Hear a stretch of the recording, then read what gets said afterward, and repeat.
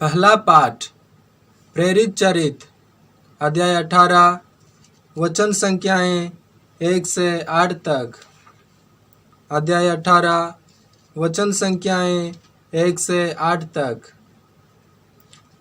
पौलुस उनके यहाँ रहने तथा काम करने लगा। वह प्रत्येक विश्राम दिवस सभागृह में बोलता था। पौलुस एथेंस छोड़कर कुरिन्थ आया, जहाँ अक्विला नामक यहूदी से उसकी भेंट हुई।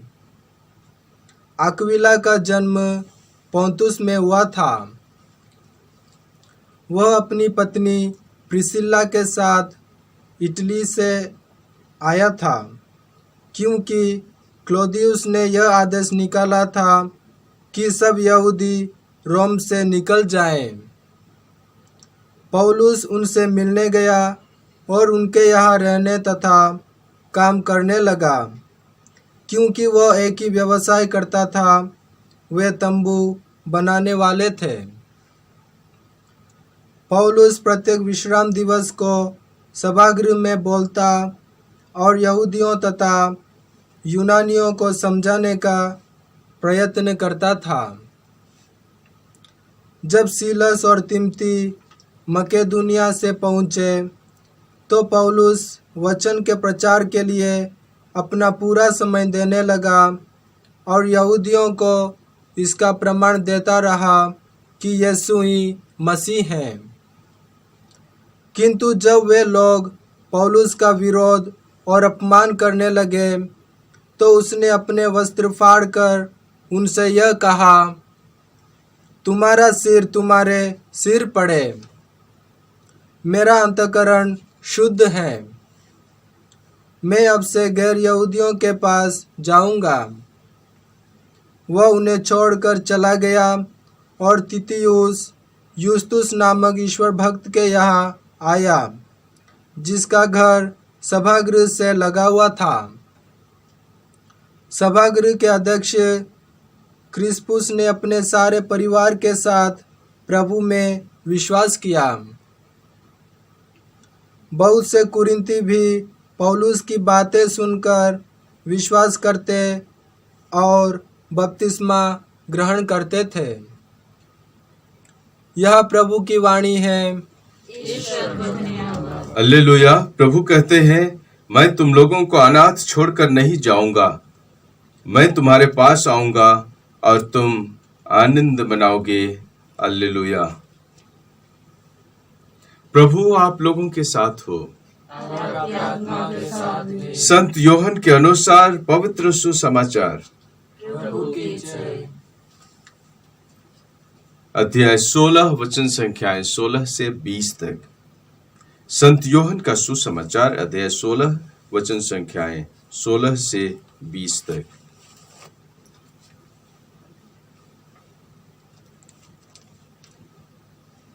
यीशु ने अपने शिष्यों से यह कहा, थोड़े ही समय बाद तुम लोग मुझे नहीं देखोगे और फिर थोड़े ही समय बाद मुझे देखोगे। इस पर उनके कुछ शिष्य आपस में यह कहने लगे, वह हमसे यह क्या कहते हैं, थोड़े ही समय बाद तुम मुझे नहीं देखोगे और फिर थोड़े ही समय बाद तुम मुझे देखोगे। और क्योंकि मैं पिता के पास जा रहा हूं, इसलिए उन्होंने कहा, वह जो थोड़ा समय कहते हैं, इसका अर्थ क्या है? हम उनकी बात नहीं समझ पा रहे हैं। यीशु ने यह जानकर कि वे मुझसे प्रश्न पूछना चाहते हैं, उनसे कहा, तुम आपस में मेरे इस कथन के अर्थ पर विचार विमर्श कर रहे हो कि थोड़े ही समय बाद तुम मुझे नहीं देखोगे और फिर थोड़े ही समय बाद मुझे देखोगे। मैं तुम लोगों से कह देता हूं, तुम रोओगे और विलाप करोगे, परंतु संसार आनंद मनाएगा। तुम शोक करोगे, किंतु तुम्हारा शोक आनंद बन जाएगा। यह प्रभु का पवित्र सुसमाचार है।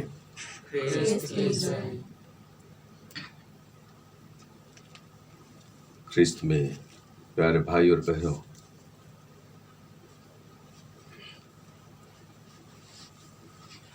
मैं सोच रहा था कि नौवीना प्रार्थना हम लोग शुरू करेंगे। शनिवार को ही अंत करते, क्योंकि शनिवार का शाम को हम लोग एक विशेष आराधना प्रार्थना करेंगे। शनिवार के शाम को एक विशेष आराधना प्रार्थना हम लोग रखेंगे। इसलिए आप लोग हर एक जन से मेरा एक निवेदन है कि इस बार का जो पेंतकोस्त का पर्व होगा, जो कि ये वाला रविवार को हम लोग स्वर्ग आरोहण का पर्व मनाएंगे, उसके आने वाला रविवार को हम लोग पेंतकोस्त का पर्व मनाएंगे। निर्भर करेगा कि हम व्यक्तिगत रूप से कितना तैयार है, तभी वह पेंतकोस्त का अनुभव होगा, अन्यथा नहीं। आज कोरिन्थियों के पास कोरिन्थ नामक एक शहर में पौलुस गए हैं। आज मैं उसके बारे नहीं कहूंगा, क्योंकि कोरिन्थ एक ऐसी जगह है जिसको कि 2 चिट्ठियां लिखते हैं पौलुस, और दोनों चिट्ठियों को पढ़ने से पता चलता है कि वो कोरिन्थ नामक शहर कैसा है। लेकिन उस कोरिन्थ नामक कलीसिया की स्थापना के लिए पौलुस आज वहां गए हैं। कभी हम उसके बारे में चर्चा करेंगे, लेकिन आज का सुसमाचार उसको हम लोग थोड़ा सा गौर करें। थोड़े ही समय बाद तुम्हारा शोक आनंद में बदल जाएगा। याद रखिए, यह बात, यह शिक्षा प्रभु यीशु अंतिम व्यालु के समय दे रहे हैं। यीशु ख्रिस्त जब उनको पकड़वाए गए, यीशु ख्रिस्त उससे पहले यह शिक्षा दे रहे हैं। इसलिए वो बतलाना चाहते हैं कि अभी तो यीशु के साथ उनके चेले हैं, लेकिन अभी कुछ ही घंटों के बाद उनका जीवन एकदम शोक से भर जाएगा। सब विलाप करेंगे, इधर उधर भागेंगे, एकदम बिखर जाएंगे, डर और भय का जीवन जिएंगे। लेकिन थोड़े ही समय बाद, यानी 3 दिन के बाद, उनका शोक, उनका विलाप, उनका डर, सब कुछ आनंद में बदल जाएगा। जैसे वह महिला बतलाएगी, मरियम मगदलेना, कि यीशु जीवित हैं, वे लोग इधर उधर दौड़ धूप करते हैं। यूहन्ना और पेतरुस तो कब्र के पास जाकर देखते हैं। उसके बाद में एमाउस की यात्रा में उनको अनुभव होता है कैसे प्रभु यीशु उनसे बातें करते हैं। उनका हृदय एकदम प्रज्वलित हो रहा था, आनंद से भरे हुए थे। वैसे ही रोटी तोड़ते समय उनको पहचानेंगे और उनको लगेगा कि हाँ, हमने प्रभु को देखा है, सब दुख भूल जाएंगे। वैसे बंद कमरे में प्रभु आएंगे, उनको दर्शन देंगे और कहेंगे तुम्हें शांति मिले। उनका जो शोक था ना, वो आनंद में बदल जाएगा। और उनके आनंद की चरम सीमा, उनके आनंद की चरम सीमा पेंतकोस्त का दिन है, जब उनका सब कुछ नया सृष्टि हो जाएगी। उनके जीवन ही बदल जाएगा, नई सृष्टि में बदल जाएंगे। इसलिए भाई और बहनों, यही जीवन है, हकीकत है। कल मैं अपने 2 भाइयों के साथ हाईवे में रोड पर गया था। ट्रक में भर भर करके लोगों को ला रहे हैं, सूरत से, हैदराबाद से, तेलंगाना से, मुंबई से, नागपुर से। 2 दिन 3 दिन उस ट्रक में भेड़ बकरी की तरह।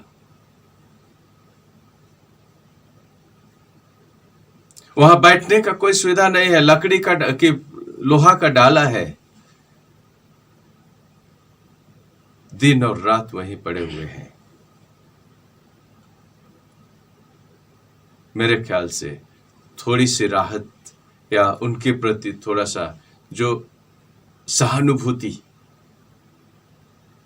उनको कुछ ना कुछ तो आनंद या खुशियां प्रदान की होगी, क्योंकि उनके चेहरे से लग रहा था।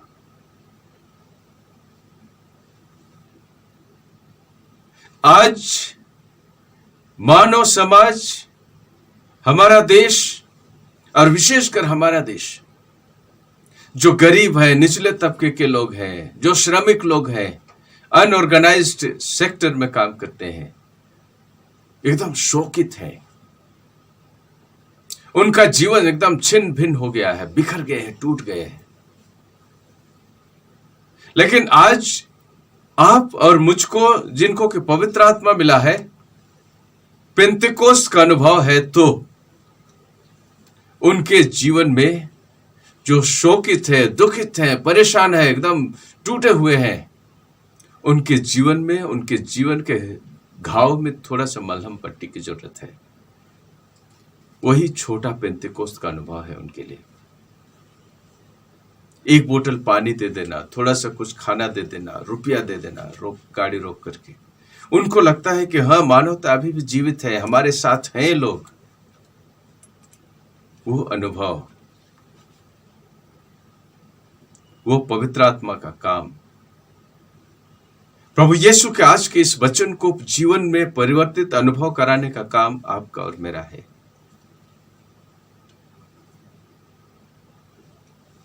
बहुत कोई कर रहे हैं।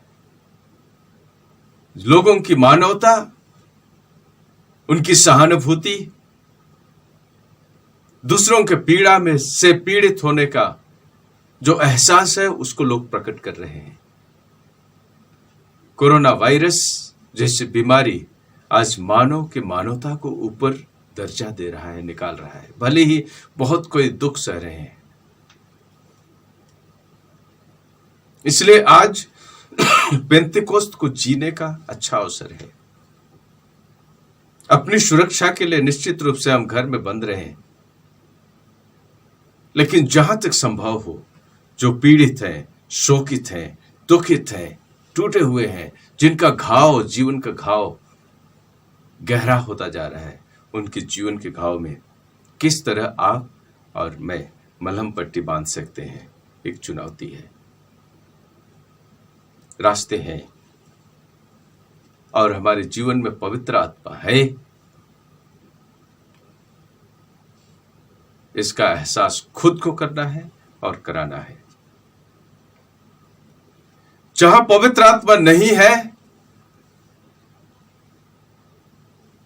ध्यान से सुनिए। आज हमारे पेंतेकोस्त की तैयारी की नौबिना प्रार्थना आज का इंट्रोडक्टरी है, परिचय है। पहला दिन कल होगा, अपने को तैयार करें।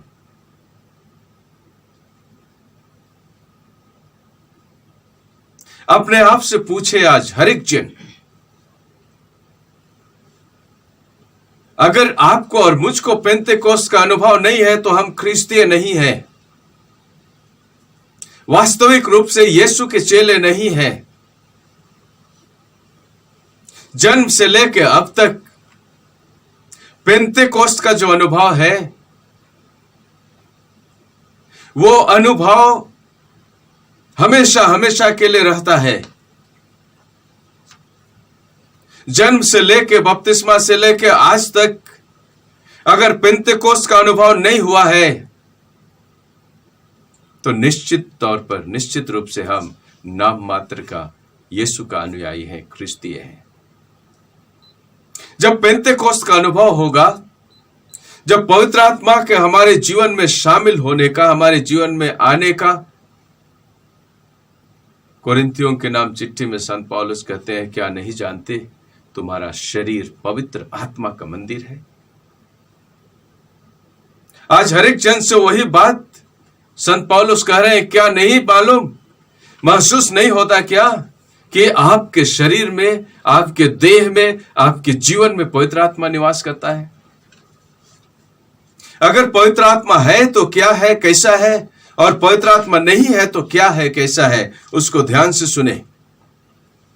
आज इंट्रोडक्टरी है, परिचय है, कल से नौवीना शुरू होगा, लेकिन आज अपने को तैयार करें।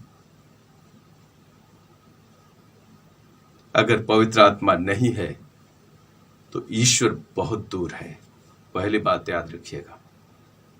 अगर पवित्र आत्मा आपके और मेरे जीवन में नहीं है तो ईश्वर बहुत दूर है। पहली बात हमेशा याद रखिएगा।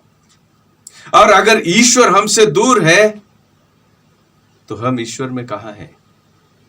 निश्चित तौर पर हमारा जीवन ईश्वर की इच्छा के विरुद्ध ही चलेगा, क्योंकि ईश्वर दूर है। बिना पवित्र आत्मा का हम ईश्वर में एक हो ही नहीं सकते। ईश्वर में हम समा ही नहीं सकते।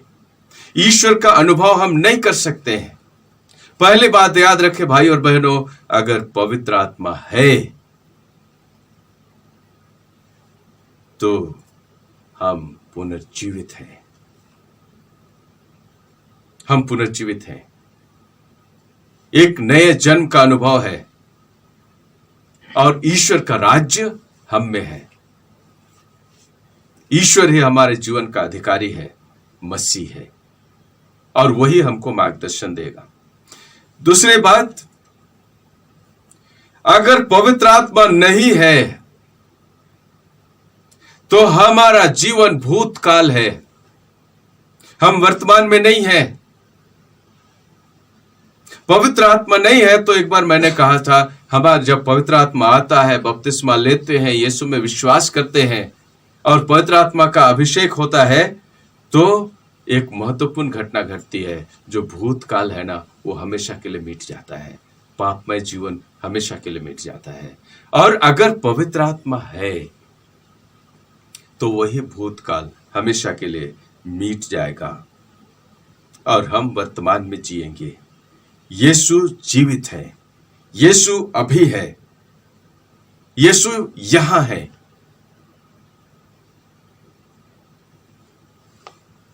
सोचिए, अपने लिए सोचिए, मैं अपने लिए सोचूंगा। अगर पवित्र आत्मा नहीं है, तीसरी बात, तो हमारा यह सुसमाचार मृत है, मरा हुआ है। एक साधारण सी किताब है, यह जीवित नहीं है।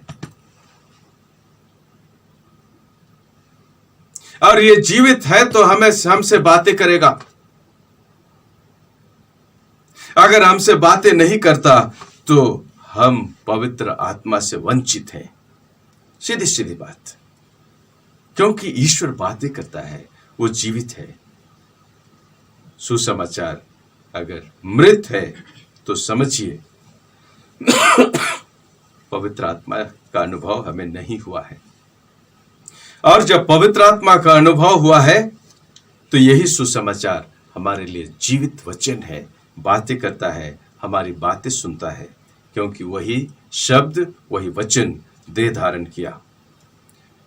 चौथी बात, अगर पवित्र आत्मा नहीं है तो हमारी कलीसिया साधारण ऑर्गेनाइजेशन है, संगठन है,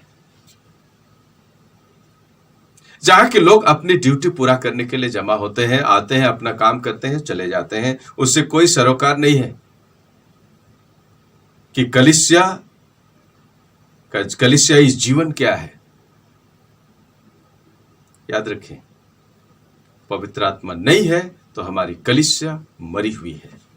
पवित्र आत्मा नहीं है तो जब मैं कलीसिया कह रहा हूं तो कलीसिया की छोटी इकाई, हमारा परिवार मरा हुआ है, वो जीवित नहीं है।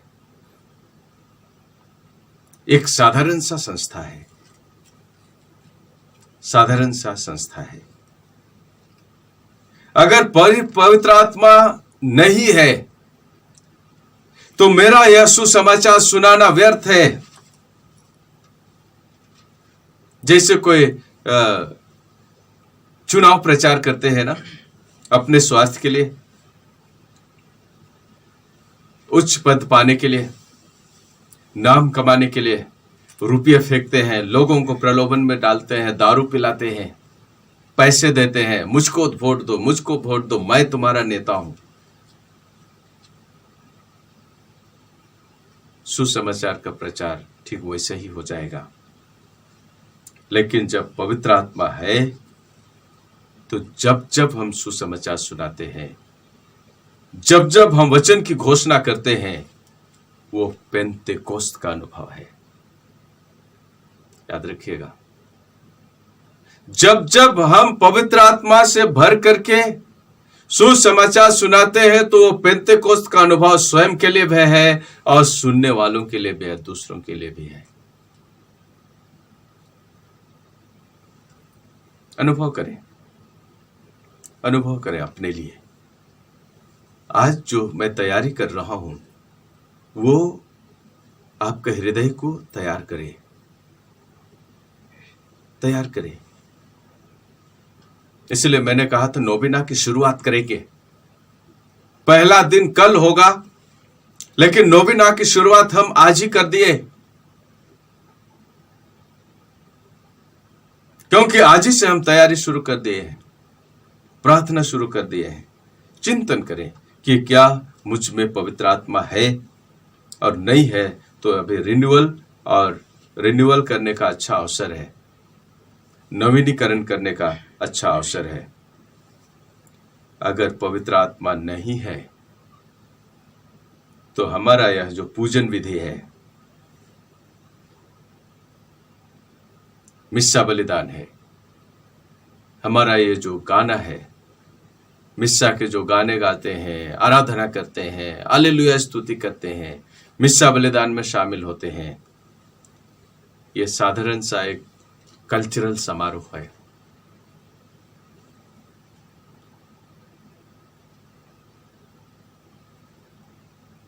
लेकिन जब पवित्र आत्मा है तो हर मिस्सा बलिदान में जो कुछ भी हम करते हैं आराधना प्रार्थना में, वो हमको ईश्वर से जोड़ेगा, स्मरण दिलाता रहेगा, स्मरण दिलाता रहेगा कि प्रभु यीशु ने कहा था तुम मेरी स्मृति में ऐसा ही क्या करो। स्मरण दिलाता रहेगा कि ये मेरा रक्त मांस है, ये मेरा रक्त है। हम हल्के पुल्के में मिस्सा बलिदान को कभी नहीं लेंगे अगर पवित्र आत्मा है तो। क्यों मिस्सा बलिदान सूखा लगता है? क्यों उसमें जीवन नहीं मिलता है? क्यों वो मिस्सा बलिदान हमारे जीवन में चमत्कार नहीं लाता, अनुभव नहीं करा पाता? क्योंकि आत्मा सूख गई है। सूखे हुए पेड़ पे जितना भी पानी डालो ना, जीवन नहीं आएगा।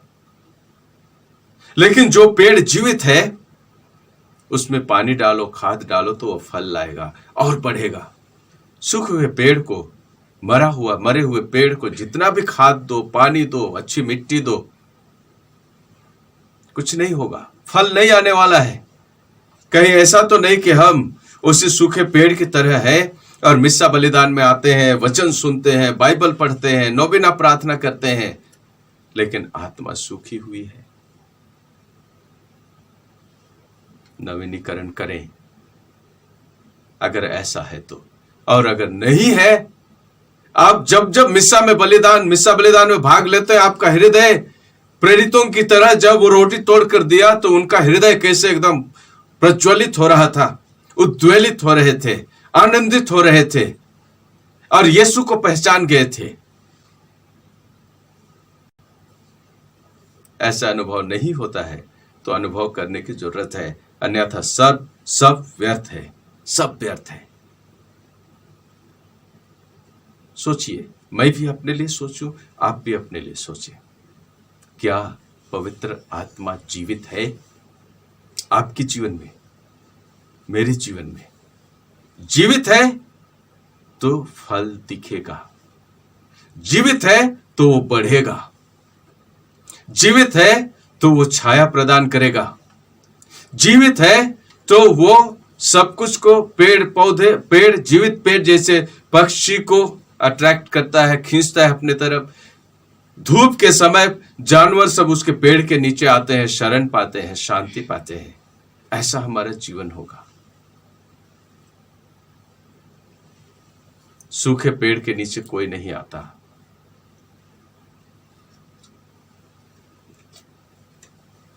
आइए हम प्रार्थना करें, अपने लिए चिंतन करें कि क्या मुझको पवित्र आत्मा है मुझ में।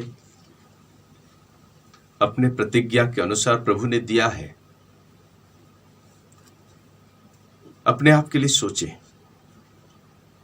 ताकि कल से हम पहला दिन प्रारंभ करेंगे नोवेना का। पहले दिन से ही आप उस जल कुंड में अपना पहला कदम रखेंगे और रोज दिन उस जल कुंड की गहराई में घुसते जाएंगे।